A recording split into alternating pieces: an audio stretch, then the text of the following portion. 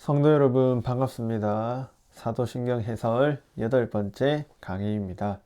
성부, 성자 하나님에 대한 고백에 이어서 오늘 성령 하나님에 대한 고백까지 왔습니다. 계속 경청해 주시고 많은 유익 얻으시길 축복합니다. 특별히 오늘은 성령을 믿으며 라는 이 고백에 대해서 살펴보겠습니다. 이 고백은 특별히 성령 하나님과 우리의 성화라는 구조와 관련이 있습니다.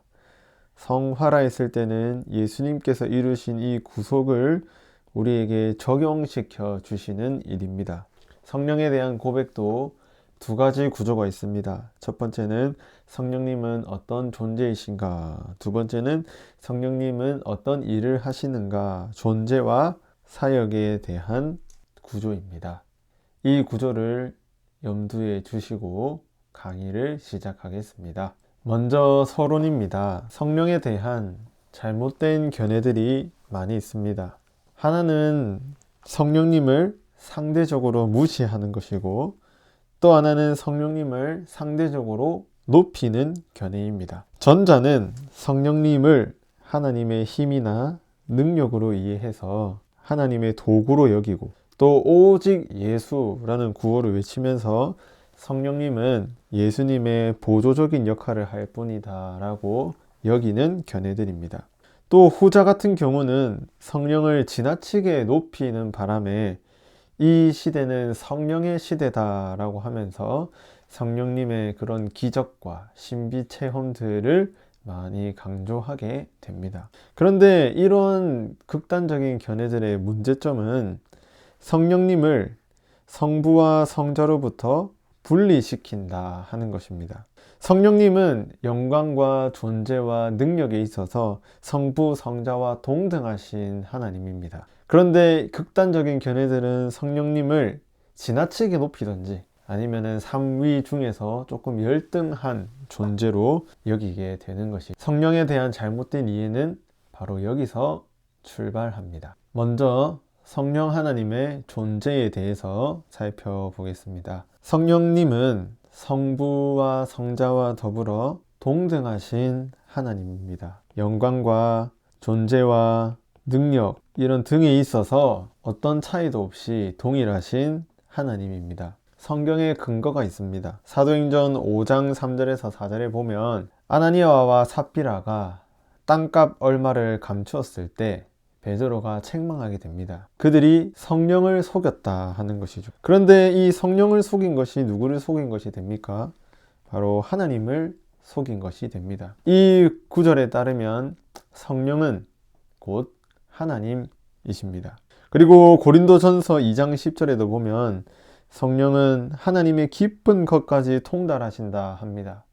이것은 하나님이 가지고 있는 속성과 같이 성령님도 하나님과 같은 속성을 가지고 있다는 말입니다. 마태복음 28장 19절에서 세례를 베풀 때 아버지와 아들과 성령의 이름으로 베풀라고 합니다. 아버지와 아들과 성령의 이 순서는 지위의 순서나 연공 서열에 있어서의 순서가 아닙니다. 성부, 성자, 성령 모두 영광에 있어서 동등하신 하나님이심을 보여주고 있습니다. 교리적인 근거도 있습니다. 웨스트민스터 신앙고백서 2장 3항에 따르면 성령님께서는 능력과 영혼을 가진 세 위격 가운데 한 분이심을 증거하고 있습니다.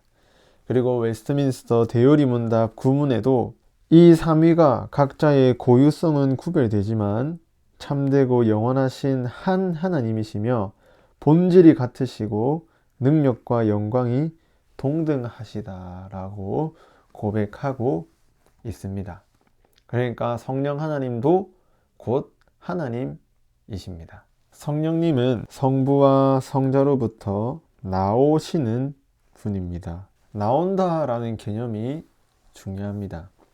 요한복음 15장 26절에 보면 내가 아버지께로부터 너희에게 보낼 보혜사, 성자께서 성령을 보내셨고, 그리고 아버지께로부터 나오시는 진리의 성령이라고 하면서 성부로부터 성령이 나오셨음을 의미합니다. 그러니까 성령 하나님께서는 성자가 보내시고 성부로부터 나오시는 분이신데, 보낸다와 나온다라는 개념이 같습니다.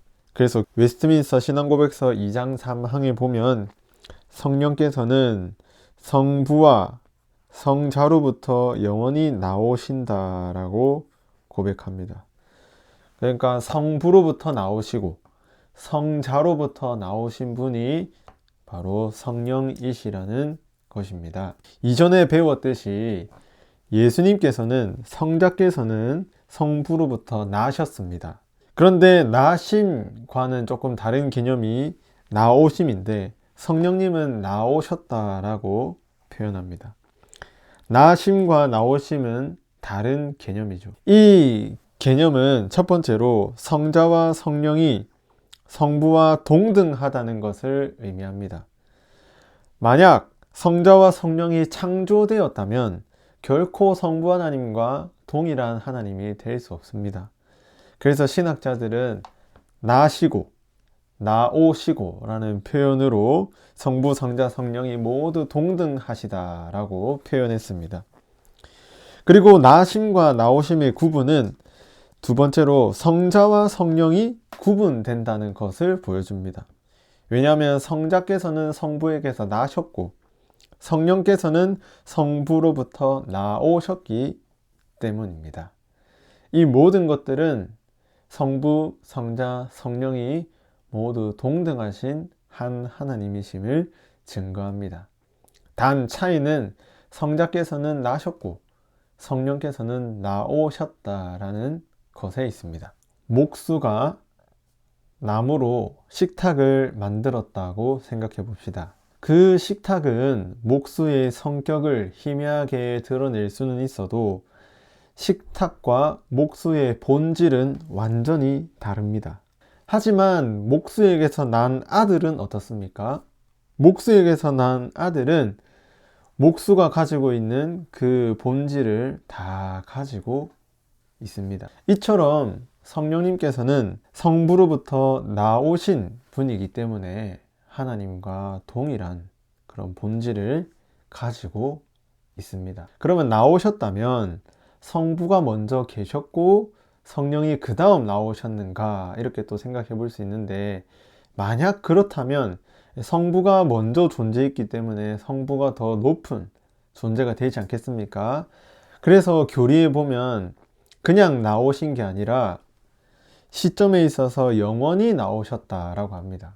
나시긴 나셨는데 영원히 나셨기 때문에 성부와 성령 사이에는 어떤 우선적인 것이 존재하지 않습니다. 그래서 모두 동등하신 한 하나님임을 증거하고 있습니다. 물론 인간의 이성으로는 완벽하게 이해할 수는 없습니다. 적어도 우리의 이 고백, 사도신경의 고백은 성령님도 성부와 성자 하나님과 같이 동일하신 하나님이시다는 것을 증거하고 있습니다.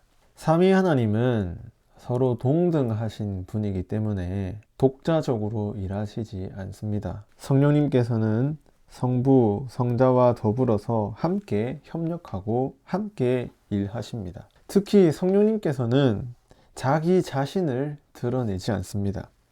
요한복음 16장 13절에서 14절에 보면 성령님께서는 스스로 말하지 않고 무엇을 말합니까? 오직 들은 것을 말합니다. 그리고 자신의 영광을 드러내지 않고 성자 예수님의 영광을 나타내십니다. 이게 바로 성령님의 삼위 하나님과의 협력이 되겠죠. 그러니까 성령님의 역할이 무엇입니까? 성령님은 자기 자신을 드러내는 것이 아니라 우리를 그리스도께로 인도하는 일을 합니다. 들은 것을 말하고 예수님의 영광을 드러내면서 우리를 그리스도께로 인도하는 일을 하는 것이죠. 그렇다면 성도 여러분, 성령 충만한 사람은 어떤 사람이겠습니까?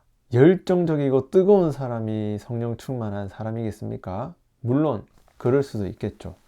하지만 진정으로 성령 충만한 사람은 자기 자신을 드러내지 않습니다. 오히려 성령님처럼 예수 그리스도를 드러내고 예수 그리스도의 영광을 드러냅니다. 그렇다면 성령 충만한 목사는 어떤 사람일까요?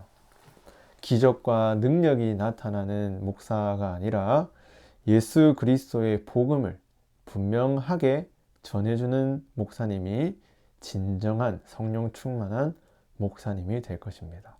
그래서 우리는 성령 하나님의 이런 사역들을 보면서 성령 충만이 어떤 의미인가 또한 알 수 있게 됩니다. 따라서 성도 여러분, 성령 하나님은 예배를 받으셔야 마땅한 분이십니다. 나는 성령을 믿으며 라고 고백할 때에는 나는 성령을 예배하며 라는 말과 같습니다.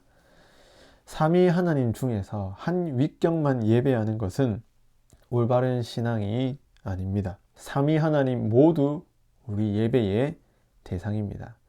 특별히 우리가 성령에 대해서 오해하고 있는 것은 성령을 통해서 내가 뭔가 유익을 얻는 데에만 초점을 맞춘다 하는 것입니다.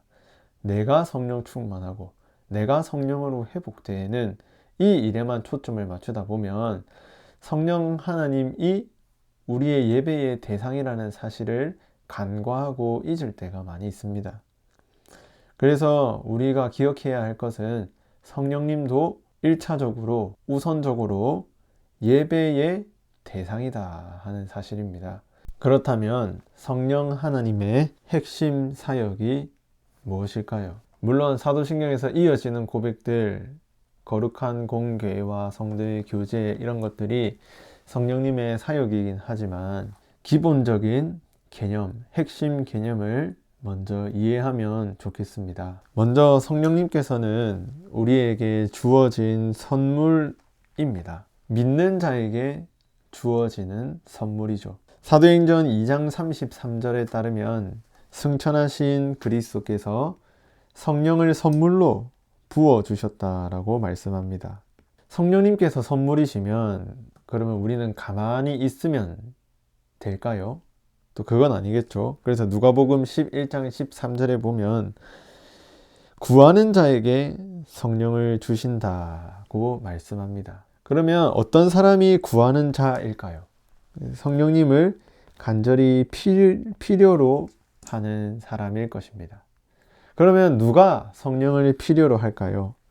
이거는 성령님에 대한 바른 지식을 가지고 있는 사람일 것입니다. 즉 성령 하나님을 올바로 이해하고 성령 하나님에 대한 바른 지식을 가지고 있는 자가 성령을 간절히 필요로 하고 그런 사람에게 성령을 선물로 주신다는 것입니다. 성령에 대한 올바른 지식은 그분의 핵심 사역을 아는 것입니다. 그 핵심 사역은 그리스도께서 비하 사역과 승기 사역으로 획득하신 그 모든 유익들에 우리를 참여시키는 것입니다. 고린도전서 2장 12절에 따르면 성령님께서는 우리에게 은혜로 주신 것들을 알게 하려 하심이라 말씀하고 있습니다. 은혜로 주신 것들이 바로 예수님께서 이루신 일들입니다. 대요리문답 58문에 보면 성령님의 핵심 사역이 그분께서 얻으신 혜택에 참여하는 자가 되게 한다는 것입니다. 마찬가지로 예수님께서 비하와 승기 사역으로 획득하신 사역들이죠. 거기에 우리를 참여하게 하는 것이 바로 성령님의 가장 핵심적이고도 중요한 사역입니다. 그래서 칼빈이라는 신학자는 성령님에 대해서 멋있게 이렇게 표현했습니다. 그리스도를 우리 자신에게 효과적으로 묶는 끈이 성령이시다 하는 겁니다. 그러니까 성령이 곧 끈이다 하는 것이죠. 우리를 예수님께서 이루신 그 구속에 묶어주는 분이 성령이시다 하는 겁니다. 그러면 어떻게 묶을까요? 다시 칼빈이 말합니다. 믿음은 진정 성령의 주요한 작품이다. 이게 무슨 말입니까? 우리가 예수님께 어떻게 묶일 수 있습니까? 믿음으로 묶인다 하는 것이죠. 그런데 우리 안에 그 믿음을 주는 분이 바로 성령이시다 하는 것입니다. 그러니까 만약 성령님이 없다면 예수님께서 이루신 구속, 비하 사역과 승귀 사역은 우리와 아무런 상관이 없습니다. 그런데 성령님께서 우리를 거기에 참여하게 하시고 그것을 적용시켜 주시기 위해서 우리에게 믿음을 주시기 때문에 우리에게 효과가 있고 유익하게 되는 것이죠. 그러니까 누가 성령님을 간절히 필요로 하는 사람일까요? 그 예수 그리스도의 구속에 참여하려고 하는 자입니다. 그런 자에게 성령께서 믿음을 주시고 예수님과 묶이고 연합되게 하셔서 그 혜택을 누리게 하는 것입니다. 이렇게 성령님의 핵심적인 사역으로 우리가 그리스도와 연합되고 나면 성령께서 우리 안에 내주하십니다. 그런데 이 거하심은 지속적입니다. 결코 우리를 떠나지 않습니다. 우리가 성령에 대해서 오해하는 것 중 하나가 성령을 단지 배터리로만 생각하는 것입니다. 휴대폰 배터리를 충전하듯이 우리가 성령으로 충전되어야 한다는 것인데, 물론 우리는 성령의 능력으로 살아가야 되고 성령이 주시는 지혜와 권능으로 살아가야 합니다.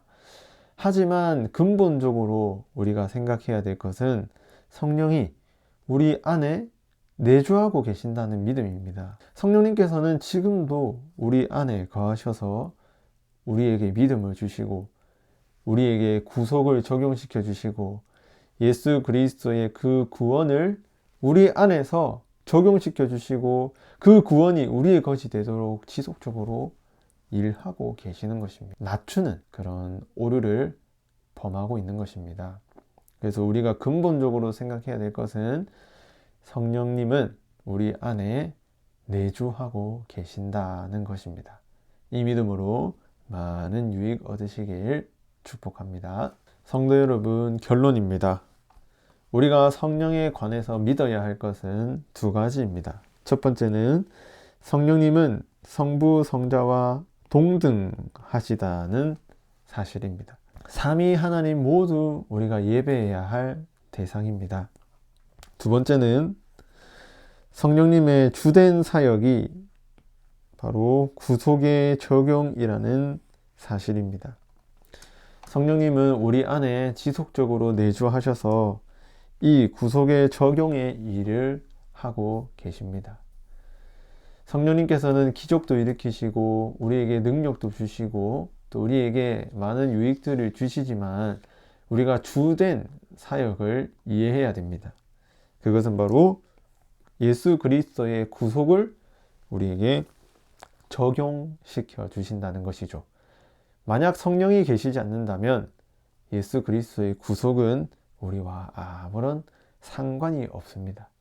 이런 점에서 우리가 늘 성령을 구하고 그 그리스도의 유익과 구속에 참여할 수 있도록 늘 성령 하나님께 간구해야 하는 것입니다. 사도신경을 배우면서 성령 하나님을 바르게 알면서 많은 유익을 얻으시길 축복합니다. 마지막으로 이 성령님은 한 개인이 독점하는 것이 아닙니다. 사도신경에 이어지는 고백을 보면 나는 성령을 믿으며 그리고 거룩한 공교회라고 합니다. 성령님께서 주시는 많은 유익들은 나 혼자만 받는 게 아니라 교회가 받는 것이죠. 그러니까 공동체적이어야 합니다. 그러니까 나만 독점하는 것이 아니라 우리 온 공동체가, 우리 부곡중앙교회 공동체가 함께 성령의 은혜를 누릴 수 있도록 우리가 간구하고 기도하고 온 공동체가 성령의 은혜로 충만해질 수 있도록 기대하고 바라는 것이 우리의 목적이 되어야 한다는 것입니다. 이런 점에서 좋은 공동체를 만나서 신앙생활하는 것이 얼마나 중요한지 모릅니다. 온 공동체가 성령으로 충만하다 생각해 보십시오. 그러면 그 교회는 정말로 아름다운 공동체가 될 것입니다. 우리는 이런 공동체를 만들어가는 것이 성도의 책임이다는 것을 기억하시고 사도신경을 공부하면서 성령님과 더불어 아름다운 공동체를 만들어가는 저와 성도님들 되셨으면 좋겠습니다. 오늘도 열심히 참여해 주셔서 감사드립니다. 다음 주에는 성령님의 구체적인 사역들, 거룩하고 보편적인 교회, 그리고 성도의 교제, 이 주제에 대해서 살펴보겠습니다. 감사합니다.